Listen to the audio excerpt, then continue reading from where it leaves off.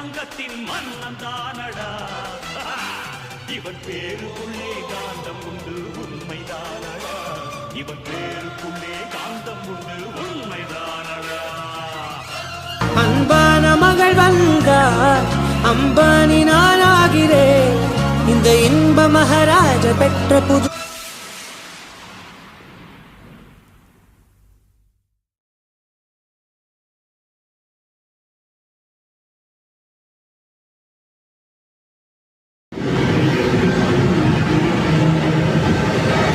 நல்ல தொடர்ச்சிக்கலாம்.